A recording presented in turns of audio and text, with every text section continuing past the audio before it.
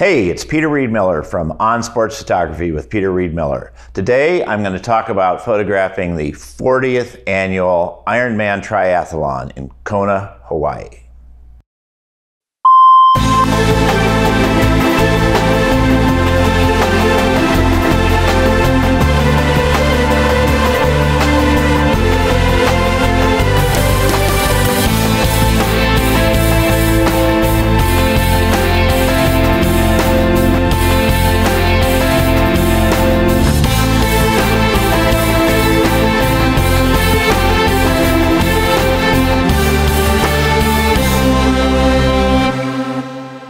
The reason I was photographing the Ironman this year was that 39 years ago, I shot the very second Ironman for a story in Sports Illustrated, and that story begat ABC coming out, and ABC begat the sport growing to the really very, very large sport it is now.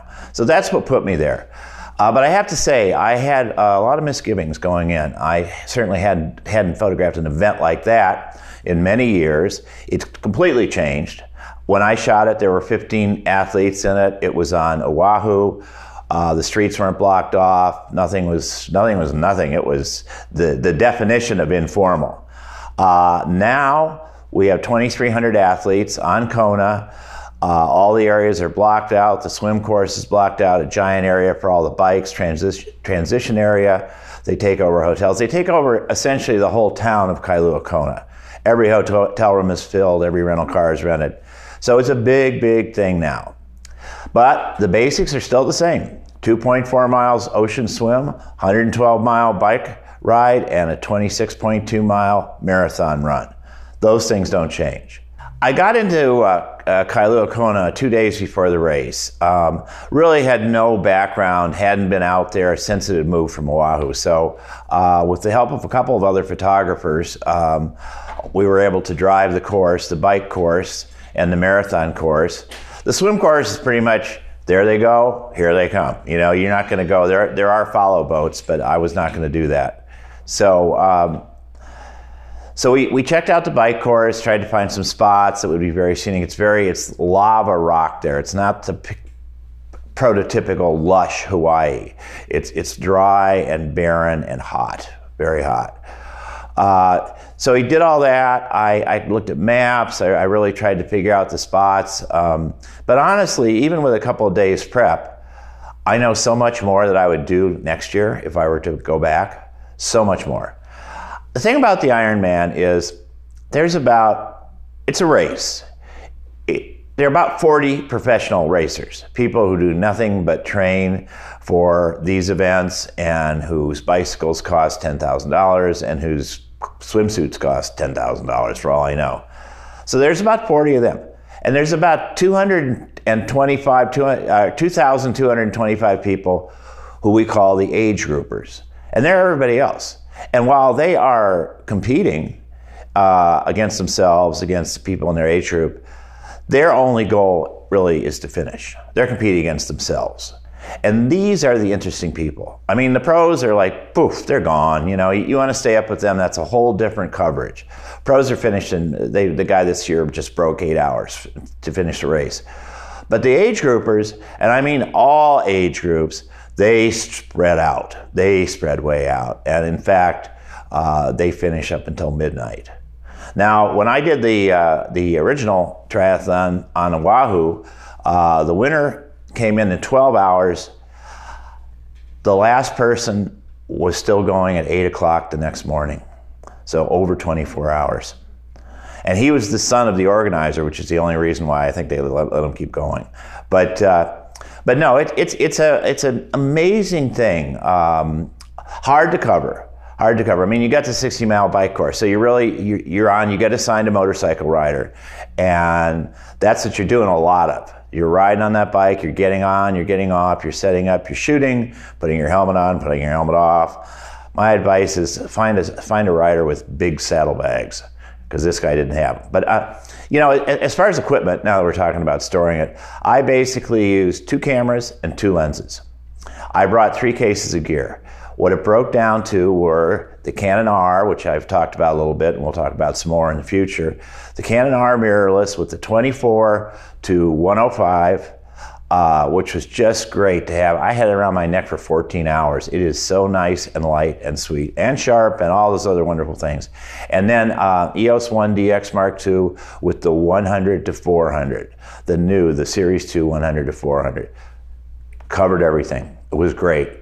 And I put that in the saddlebags. I'd keep the R around my neck, and off we'd go.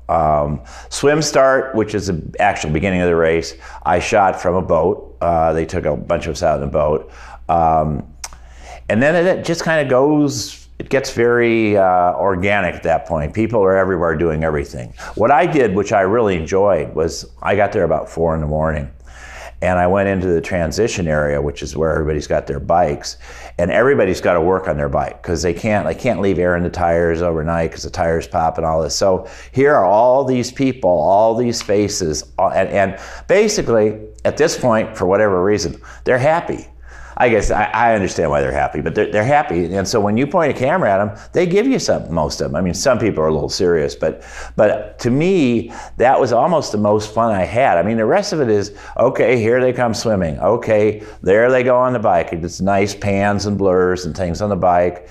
And then the marathon, here they're running, and they're running into the sun, they're running out of the sun, they're very tired, they're walking, but it's just not, it's a very difficult thing to give a total picture of.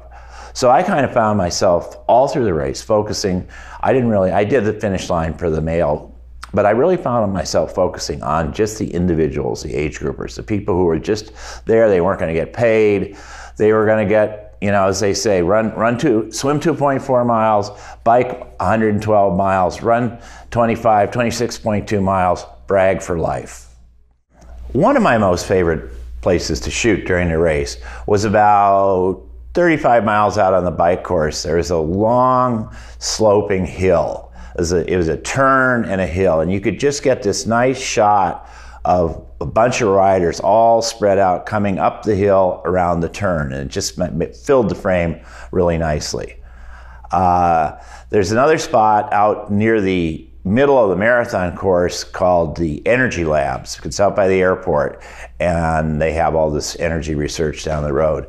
And that is where it really gets brutal. It's a great spot to shoot people in pain. And the sun is low, and it's right in their faces, or it's silhouetting them, and they're just, these are the people who are just trying to finish. That's it.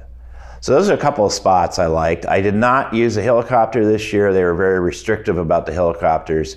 I have used a chopper in the past on triathlon in Oceanside, and it is a nice vantage point. It's a great shot of the swimmers going off, and it's pretty cool, but this was not to be for this race. But I was happy with the motorcycle. Well, when I was contacted by the Ironman organizers to shoot this race, first, I kind of didn't believe it. I thought, are they putting me on, or do they think they're going to get it in Sports Illustrated or whatever? But then I realized they were serious. And then I realized, wow, this is a load. This is not something, I mean, to cover something like that, the actual organizers had a team of about 5 photographers who were shooting the winners and the sponsors and all that. I'm just me. So I know I'm not going to be able to cover the entire race in terms of men's winner, women's winner, blah, blah, blah. So then I just started to break down the things that I thought would make pictures, like the swim start. The swim start is great from the water level. Finding spots on the bike course. Finding the little spots towards the end of the marathon where people are really exhausted. And again, this transition zone where everybody's, you know, grabbing, fooling with their bike and semi-panicked and everything. So that's how I tried to break it down. But I mean, it was all, I hadn't even ridden on the back of a motorcycle in probably 25 years. So it's not something you forget, but still, there's a little anxiety there, and just a little anxiety of kind of being able to hold up for, I shot for 16 hours, pretty much nonstop, with some breaks. And yeah, you're sitting on the back of a motorcycle, you're not walking, you're not climbing, you're not running, but nevertheless, just that total amount of time to stay fixed and stay concentrated, it's tough, it's a challenge. But I'm glad I did it. I would go back and do it again, he says foolishly. Engaging engaging athletes is kind of a funny thing. You certainly don't engage a football player on a football field. But the triathletes are a different breed. And with the exception of the pros who are very, very focused, everybody's they're more open-minded. They're more open. They welcome some human contact, I think, because it takes them out of their thinking about how much pain they're going to endure in the next 10 to 12 hours.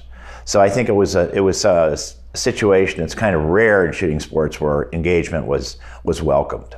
What I usually did to engage them was basically pointed the camera at them. And they saw it immediately. I mean, I have some guys on the bike or, giving me the shotgun and everything like that. It's, we're on a motorcycle next to them. They know something's going on.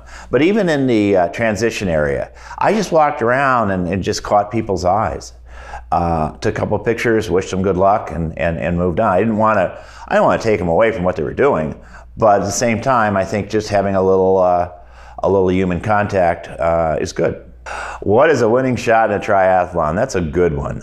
I mean, I've looked at a lot, and it's an amazing event, but it's very difficult to document because you've got 3 different things that people are doing. It's a cliche, but the triumph of them crossing the line was something. The guy who won the whole race crossed the line, knelt down, and proposed to his girlfriend right there. And then got up and hugged her. The guy who came in second pretty much had to be carried across the line. I mean, there's a great variety of what happens there, but I don't think there is any one perfect pure triathlon. I think the bike gives you the most shots because you've got the most variety of background. Swimming, it's like one shot. It's an aerial shot of 2,000 people swimming. And in the marathon, it's just a matter of backgrounds. And the marathon course wasn't quite as scenic as the bike course. As I think back over covering the 40th triathlon, there's a couple of things I think, as I said, I would like to go back. I would like to do it again. It was challenging, it was hard, but it was fun. I think the more I know the course, now I know the course, I've seen it twice now. I think the more you do it, the more you learn the course, try a different angle, maybe get a chopper just for the swim start. Work a little bit more on the marathon, and also stay to the very end. I did not stay to the very end. We had a hotel that was about 20 miles outside of town, and finally it was like, if I had been in town, I would have taken a shower, had something to eat, and come back, but we just went to the hotel. So I would stay till the end. That's the other thing I would do differently next year. I have no idea why they would possibly hire me to do it next year, but if they're out there watching, I'm your man. So that wraps it up today for Peter Reed Miller on sports photography. But stay tuned. We have a lot coming up. We're going to talk about workflow. We're going to talk about Lightroom, photo mechanic, delivering product to clients. We're going to talk about photography with some of the greats of sports photography, Steve Fine, formerly of Sports Illustrated, whole bunch of stuff. So subscribe so you'll know what's coming, and have a good shoot.